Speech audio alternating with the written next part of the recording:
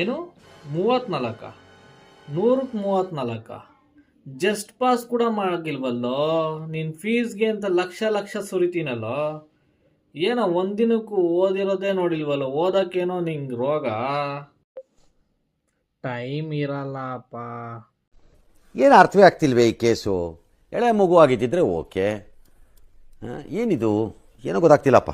ಗೊತ್ತಿಲ್ಲ, ಈ ಅರ್ಥ ಆಗ್ತಿಲ್ಲ ನನಗೆ. ಏನು ಟೈಮ್ ಇರಲ್ವಾ? ಇರಲ್ಲ. ಅದೆಂಗೆ?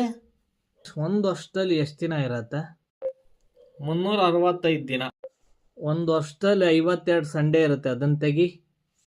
313 ದಿನ. ನಮಗೆ 1.5 ತಿಂಗಳು ಸಮ್ಮರ್ ಹಾಲಿಡೇಸ್ ಕೊಡ್ತಾರೆ, ಅದು ಒಂದು 50 ದಿನ ಅಂತ ಇಟ್ಕೊಳ್ಳೋಣ, ಅದನ್ನು ಒಂದು 50 ದಿನ ತೆಗಿ. 263 ದಿನ ಉಳಿದಿದೆ. ನಾವು ಒಂದು ದಿನಕ್ಕೆ 8 ಅವರ್ ಮಲ್ಕೊಂಡ್ರೆ ವರ್ಷಕ್ಕೆ 122 ದಿನ ಹೋಗುತ್ತೆ. ಆ 122 ದಿನ ತೆಗಿ.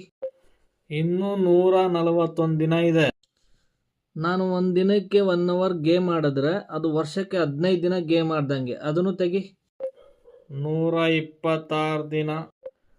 ನಾವು 15 ದಿನ ಮಾತಲ್ಲೇ ಟೈಮ್ ಪಾಸ್ ಮಾಡಿದ್ರೆ ಆ 15 ದಿನ ಅಲ್ಲೇ ಹೋಗ್ಬಿಡುತ್ತೆ, ಅದನ್ನು ತೆಗಿ. 111 ದಿನ.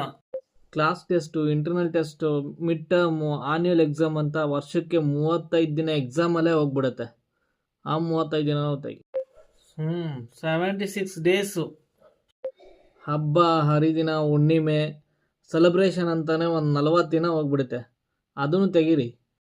ಇನ್ನೂ 36 ದಿನ ಇದೆ. ಅದು ನಾಷ್ಟ ಊಟ ಡಿನ್ನರ್ ಅಂತ ನಾವು 2 ಅವರ್ ದಿನಕ್ಕೆ 2 ಅವರ್ ತಿಂದ್ರೂ ವರ್ಷಕ್ಕೆ 30 ದಿನ ಅದೇ ಹೋಗ್ಬಿಡುತ್ತೆ, ಗೊತ್ತಾ? ತಿನ್ನೋದ್ರಲ್ಲೇ ಕಳಿತೀವಿ ನಾವು.